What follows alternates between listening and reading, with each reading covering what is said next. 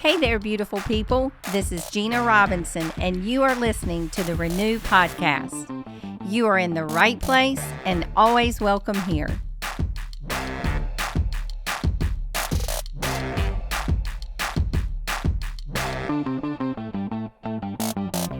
Hello, ladies. Welcome back to the Renew Podcast, where we get to share people's stories and testimonies and hopefully in the meantime laugh a little.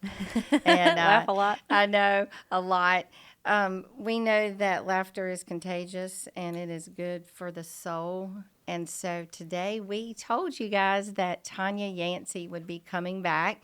So she is back with us today. And just to rewind a little bit, Pastor Lauren and I were able to really break down a little bit of her testimony, share a little bit about your history, Tonya. You were able to do that. And we talked about freedom. But freedom has a lot more to do with other parts of our bodies. And so we're going to talk about freedom in a different way today. But we're going to talk about it in like health versus wholeness. And Jesus came to set us free, but he also came to make us whole. And we know that one day he'll return and we'll know exactly what every bit of that means. But until then, we get the opportunity to talk about fun things and really your vocation and what you do. Pastor Lauren introduced you last episode. You're a personal trainer with your husband and you've been in business for 27 years. And before us going live today, we talked about your journey as a teacher and trainer and how much you've learned along the way. And so I appreciate the research that you've done.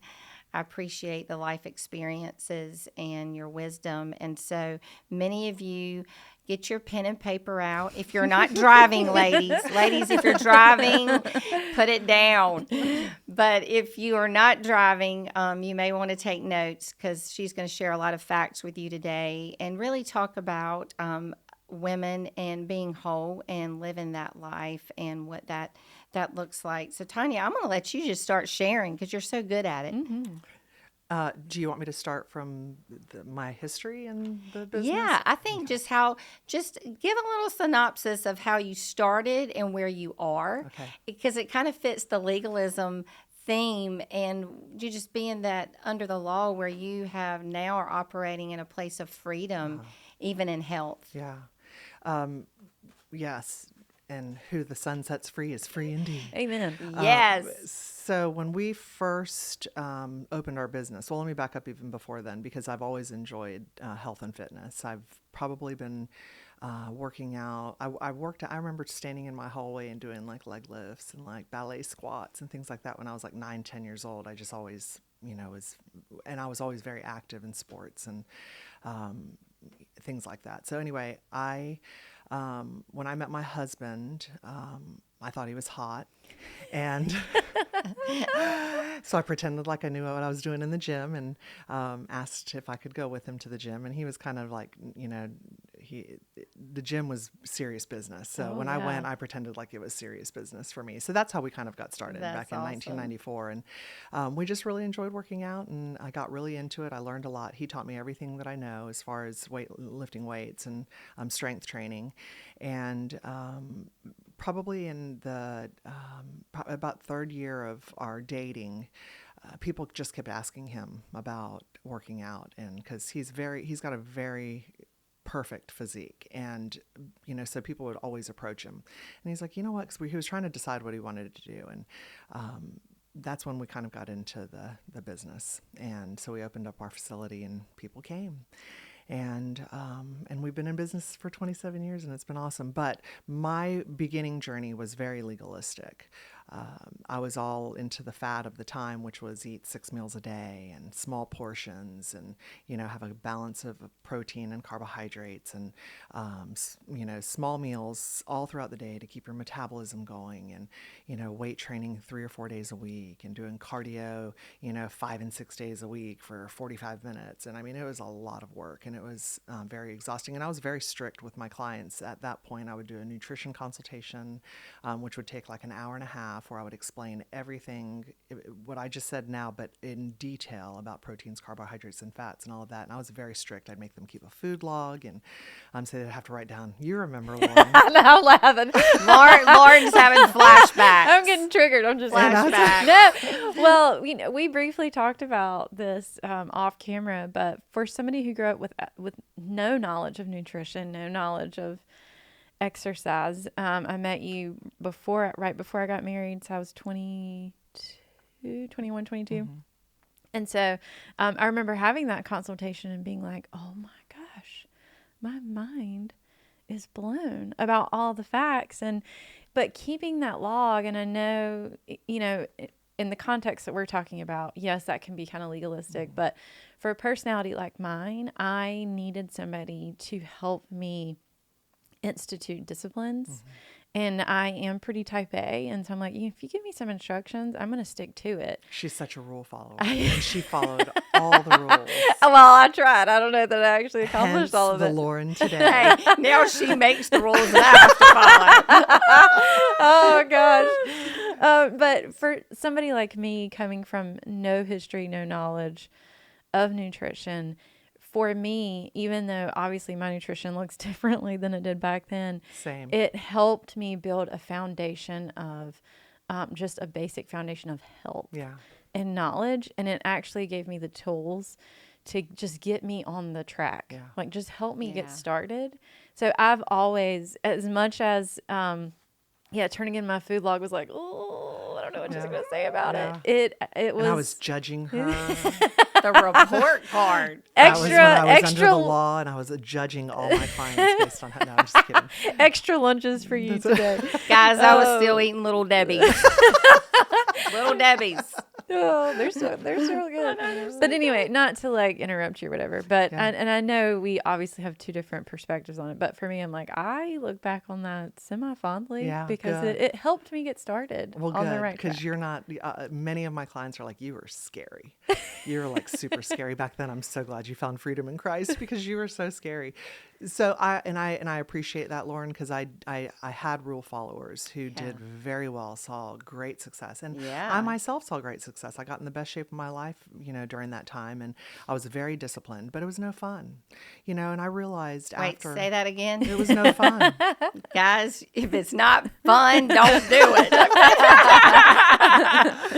Truly, it was so regimented, and when I did finally have a revelation of what Christ did for me, in that moment, it was like I was set free from absolutely everything. And one of the things was this religious eating mentality.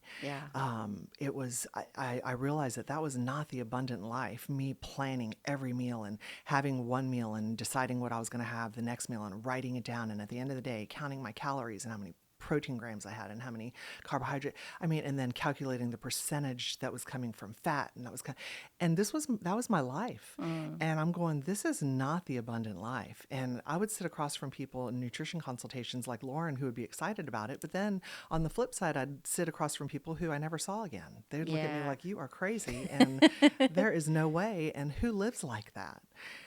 So when I was set free from condemnation and from being under the law, it set me free in so many different ways. And, now looking back, especially with all the new information, all the new scientific proof of exactly how our bodies work and how, people have access. Like people ask me questions and I'm like, you can YouTube that, you could TikTok that, you could Google that. And I'm not saying that you're going to find all the truths out there, but you can get enough information from enough different sources that you can kind of centralize what is the basic, information that you need for anything, for people who are dealing with allergies or, celiac disease or autoimmune disorders. And like we were talking about before, people, there's so much information out there, a wealth of information on how to get healthy. You just have to know where to look for it and how to find it and who to believe.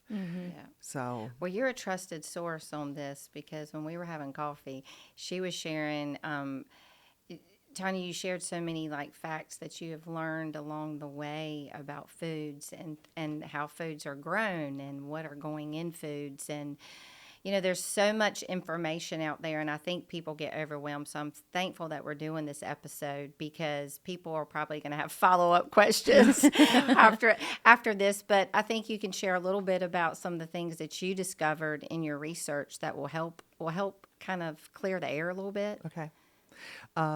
So going back, when I talk about proteins, carbohydrates, and fats, that's an assumption that everybody knows what those things are. If you don't, Google it, because you will just get the basic information. But that was really, it was such a, is the macronutrients. I wasn't looking at really what those that meant. Like, for example, eggs. Just eat eggs. You buy any kind of eggs. We didn't realize how chickens were being treated. We didn't realize that things are really factories are really disgusting.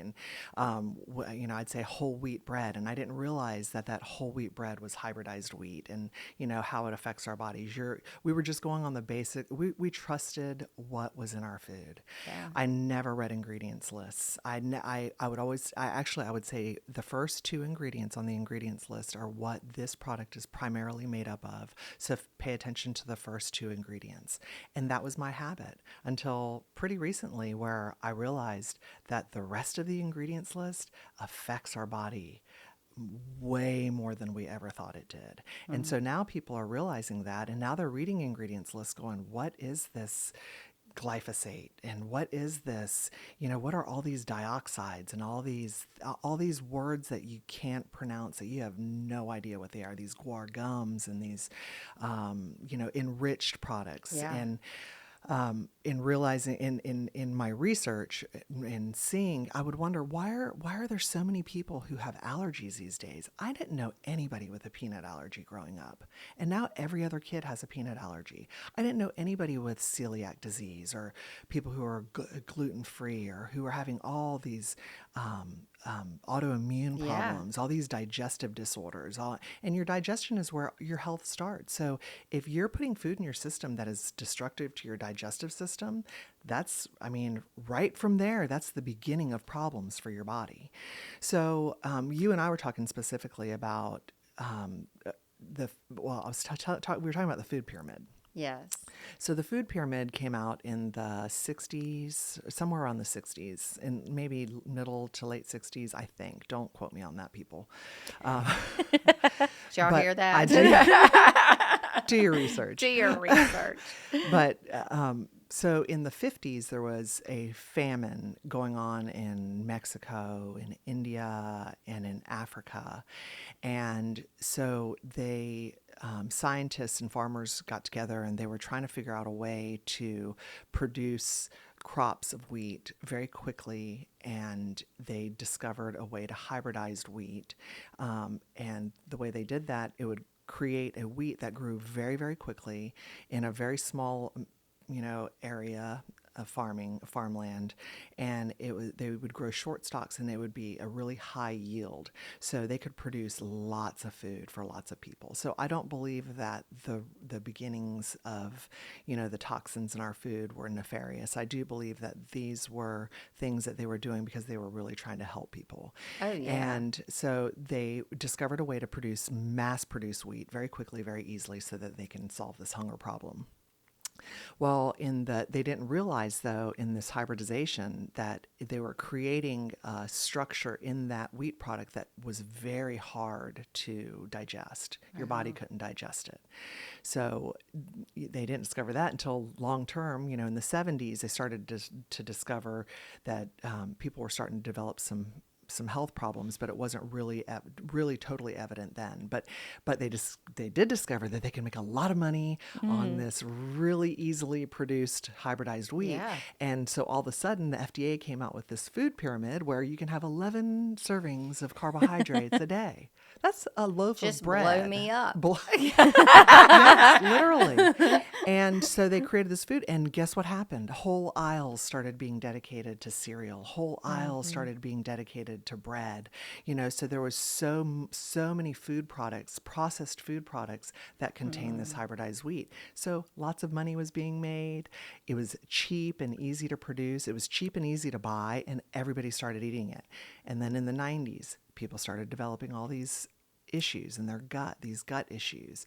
And they started finding out that it was from this hybridized wheat. So my issue is that once they found out that this does cause these problems and these ingredients, these toxic ingredients that they're putting in our food, like food dyes, they know for a fact food dyes cause cancer, food dyes cause digestive disorders, food dyes cause hyperactivity and attention deficit disorder in children. And people don't realize that. Food dyes are in everything. They're in your pickles. Yellows in your dye yellows in your pickles. And you know what I'm Why? thinking about? I'm thinking about my gummy bears. They're in Gummy my bears gummy are bears. horrible. And I feel like I'm going to cry right now.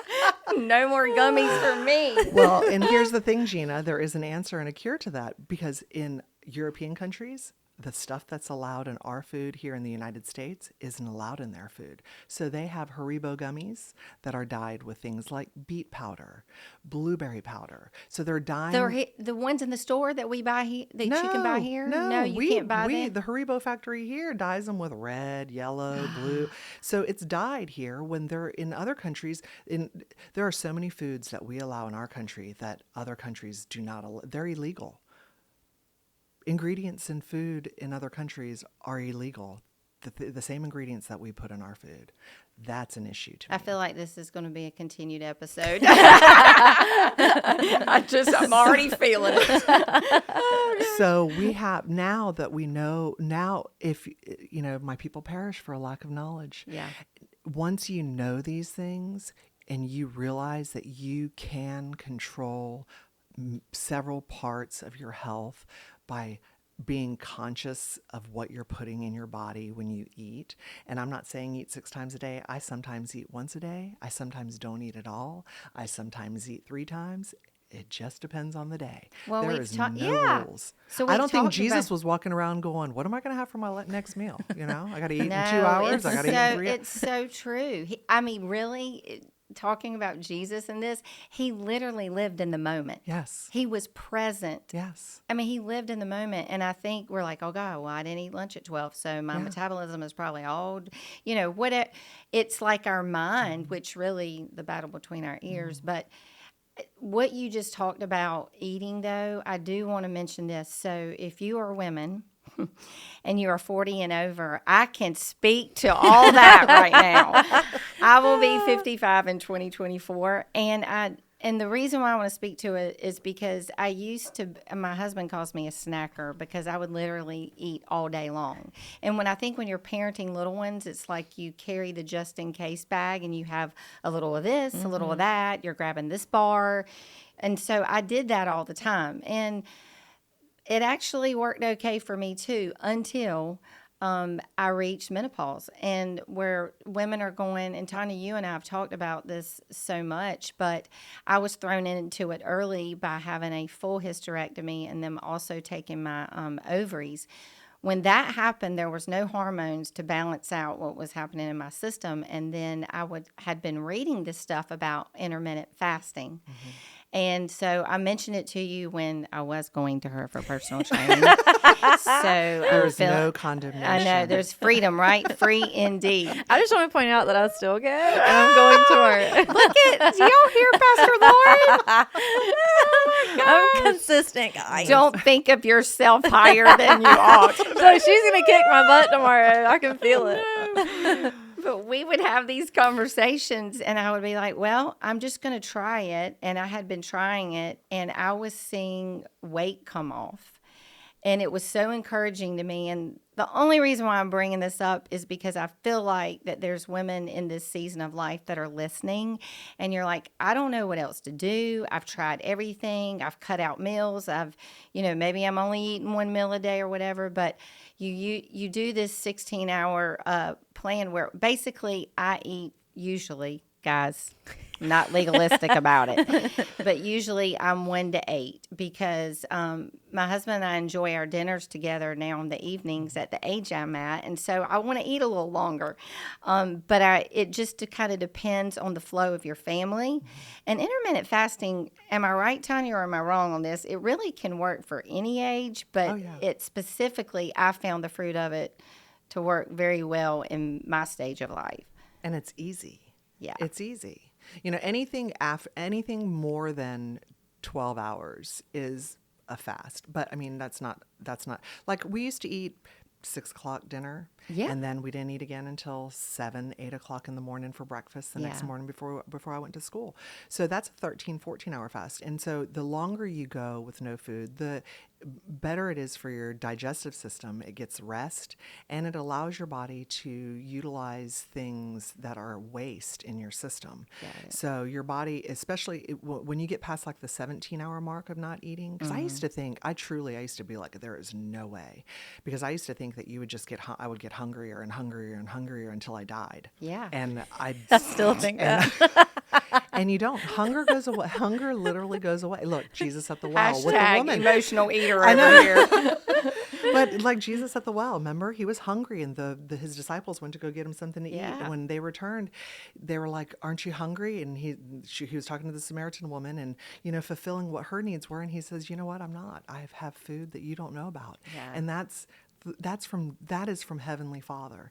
And so that's going down a whole nother spiritual route. But Jesus didn't say if you fast, he says when you fast. So if he is recommending us to fast when we fast regularly, Yeah. it can't be bad for us. I used to think you would starve. I used to think that your body would start eating off of like your muscle, but it doesn't. If you have waste in your system, your body will utilize waste before it uses anything that's necessary. So that's where I have totally flipped in my thought process.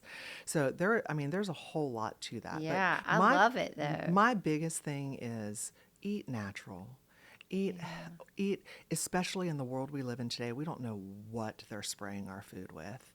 There are so many pesticides and so many harmful ingredients that are going into our food. I go, if you possibly can eat organic, eat organic. And I know we're trusting the word organic, but when I see the size of some of these apples and I'm going, that is not how apples grow. That is not how things grow. These strawberries I'm going, eat if you can buy from the farmer's market locally. Yeah. If you're going to have, like I made you those peanut butter balls today. Oh, they're so good. I go to the farmer's market and I buy local honey, because that particular honey will have the types of allergens Yeah. from the bee pollen that will help you with allergies. Not the sugar, the corn syrup and the Yeah. sugar that's in the Subi honey bear that you buy at Right. the grocery store. It's so cute, though, in that I little know, bottle. right? Packaging. No, it's But the packaging, guys. I say if it grows out of the ground and you're eating it in its natural state, cooking it up, it's good for you. It has You know what I redeeming think we nutritional should value. do? We should do this. Is so when we would have our session, you would talk about how we just should follow you at Sam's Club and Costco and see how you budget and steward because Shopping haul. Yeah, one of the things that I really was expressing my frustration with, even when we met for coffee, is so expensive to eat Oh my healthy. gosh. Yes, it is. And of course, where we are right now in our economy is that I heard Everything's someone expensive. yesterday say this, and it is true, because I know what I'm spending now for groceries, and I know what I was spending when I had 2 boys in the household, and it is the exact same Wow. thing. Oh yeah, my Because grocery bill has tripled. I budget Easily. I had my budget for the month when I was raising my boys, and I would complain, going, "My God, they're eating me out of house and home." That's and where then we are. they start eating again at 9 p.m. at night, But then I'm looking at it now, and that's what I'm spending for my husband and I. So I'm going to ask, because I think this is important. People are like, okay, this is great, Tonya. Love this idea. But what are some tricks of the trade that can help me transition to a healthier way of doing this? Because I know it's going to take people a little bit of time if you really feel led to eat healthy. First thing, cook.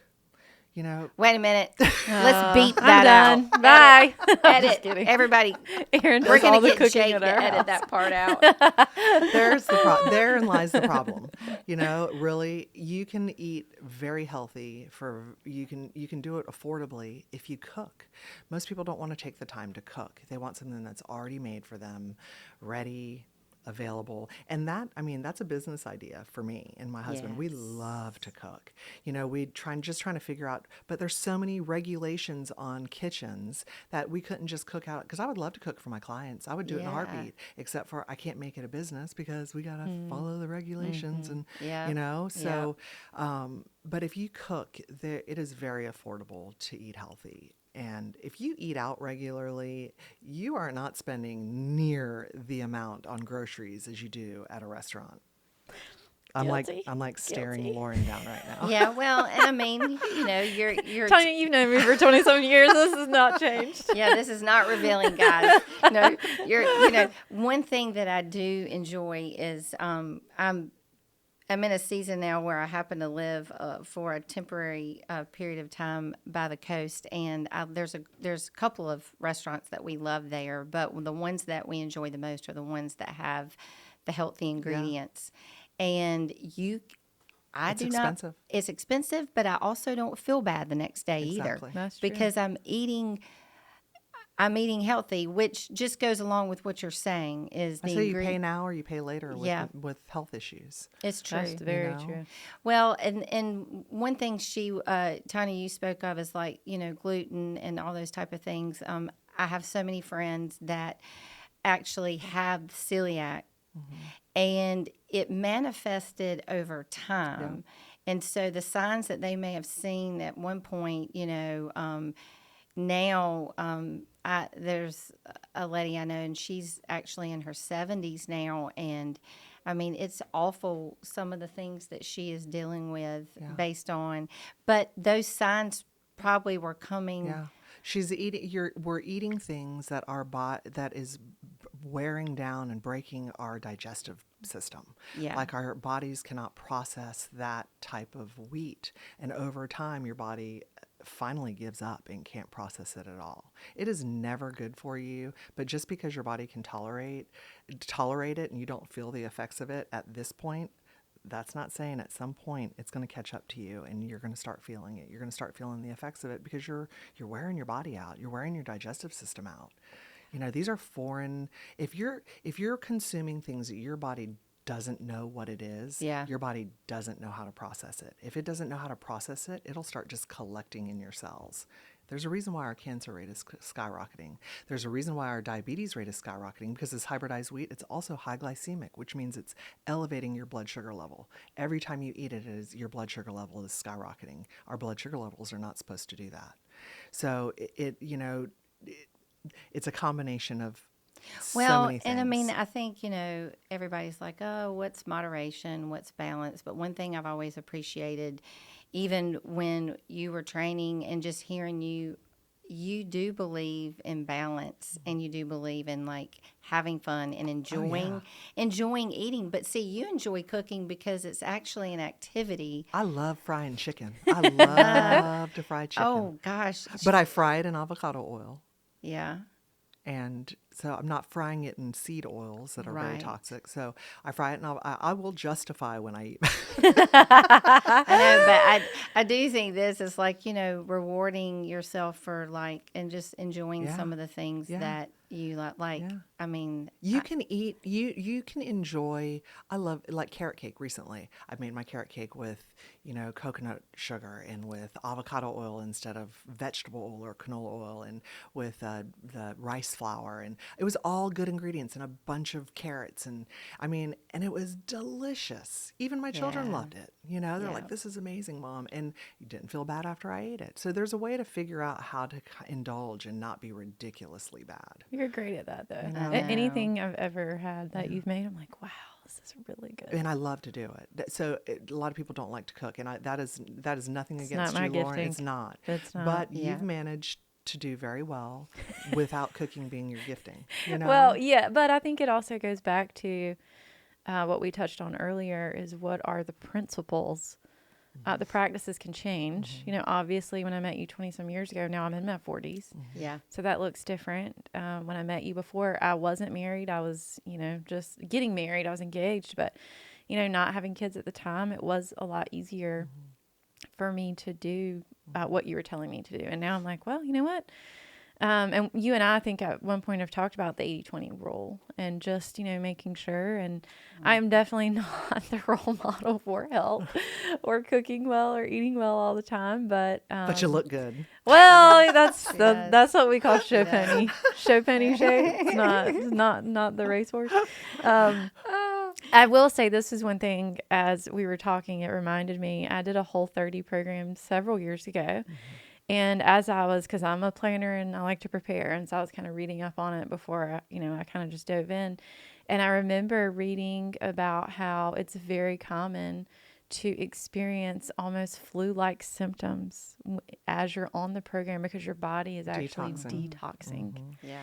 And thankfully, I didn't have anything that severe, but I mean, it was like the first 10 days to 2 weeks. And obviously it's Whole30, so you eat whole foods for 30 days. And it was probably 2 weeks into it until I actually started feeling better. Yeah. But it was a long time. But I remember you have to read every single ingredient. It can't have anything not from the earth or a meat. I mean, even a lot of legumes, you couldn't do legumes. And it was like, oh my gosh, this is so strict. But as I got into it, I mean, it became habit. And so I learned, I will eat the same thing every day if it comes down to it. But it was very eye-opening for me, just the way my body responded from eating my normal. And you learned what was inflammatory and what was not. It impacts people differently. differently. Everybody's different. I can process Yes. things that, my children can't and my husband can't, and, vice versa. Well, I mean, I hate to keep going back to menopause, guys, but Here we are. look, we're about to wrap up this session, and this is where I'm going. So you do not digest as well when you're going through menopause. Like, it literally slows down your digestive system, and they don't tell you any of this before surgery. And I'm not saying it's their responsibility, but I do think when you're having when you're going through things like this, just like there's a personal trainer for this, there needs to be coaches that, okay, this is what's going to happen, and this is what you're going to go through, and then there's some consequences, if you will, and some things you're going to experience and how you work through that. Because if your digestive system slows down, then what do you need to do? You need to intake fiber more. You need to, you have to eat differently because your body's not getting rid of the waste. So when you were talking about it, waste and how now we're not able to digest some of the foods that are out there because we just can't get rid of them. And a cure for a lot of people's ailments initially is a fast. If you could do a 36, 48-hour fast, I know that sounds so incomprehensible to so many people because it's never been on their radar, but just begin to consider it and do it, and you will be so surprised at how good you feel. My sister and I just recently did a 3-day fast. The longest I've ever done is 7 days, and it was very difficult, but by the 7th day, it was amazing. I just did water and salt only. And by the 7th day, I felt better than I had ever felt. And my skin looked better. I mean, I had no inflammation. It is, but definitely consult your physician, before you do it, and make sure you're not on medications that need food with it. But, and if you don't have enough body fat on you, you don't need to do a fast that long. Right. But my sister and I did a 3-day fast, and on day 2, and this is a retired lieutenant colonel from the Marine Corps, my sister is. On day 2, she thought she was going to die. And she was like, okay, I can't do this. I'm going to pass out. Oh my gosh, I'm so sick. I'm going to die. And I'm like, you can do this. You can do this. And she made it through, and it passed. And on day 3, she's like, oh, I can go to day 4. It was, so you get weak in it, and then, but it does pass, and hunger does pass when you're fasting. But I always say, in going back to, just your health, and unfortunately, medical school does not teach nutrition. Isn't that sad? Yeah. Doctors don't take one nutrition course in medical school. Nurses do, nursing school, but doctors do not. So they are taught how to medicate. They're taught how to treat a symptom, not how to cure the problem. And just to keep you alive. That's not necessarily to make you healthy, but how do we just keep you alive? Yes. And I have doctor friends who I adore, and they love people, and they went into the field because they love people. Yeah. But I say, if you're a doctor, your primary care physician, it doesn't ask you what your lifestyle's like, how much water do you drink, how much activity do you do, what does your diet look like, what does your stress level look like, all of those things. If they're not asking you at least one or two of those questions, they're just a drug dealer. They want you to tell them what your issue is, and then they find a medicine to treat that symptom. They're not correcting the issue, and there is a root to all of these issues. So find a doctor that cares. It's so hard these days. It's just like, my mother-in-law just recently found out that her doctor was had 8,000 patients. How does one doctor see 8,000 patients? And that's very stressful. And she ended up retiring. She didn't want to do it anymore. So they're doing it out of the love of the people, wanting to help people. But then the establishment comes in and they wreck it. Yeah. So take control of your own health. Be conscious of how much rest you're getting, what your stress level is like, what your water intake is like, the foods that you're eating. I'm with Lauren. We might have to do that Costco haul and Sam's Club. We'll take a rally trip. See how you shop for all the goodness. That'd be fun. I know that Your would treat. be. Yeah. Oh wait. Listen. Honestly, if you just cooked it all, I would gladly go in. Lauren's like, forget the shopping. Just cook the food. I'll pay for anything. Just cook the food. Cook the food. I know that a lot of you guys are out there listening today, and before we close, you may have questions on some of the things that Tonya shared, and may have some really even prayer requests that we can pray for you. You may be experiencing some frustration even on your own health journey. We've touched on so much today spiritually and physically. I hope you guys have been blessed. I've sure learned some things, and it's been fun. Tonya, thank you for having just 2 episodes now you've been with us, and we'll probably bring you back and tell your mama to get ready. I want to hear. I want to hear her story from Buddhism to Christianity. So it'll bless you so good. Oh, I can't wait. So, guys, too, if you have a prayer request or you want to share a story with us of freedom or letting go and just walking in wholeness, it's at renew@opendoorchurch.com. Thank you for listening. We love you guys.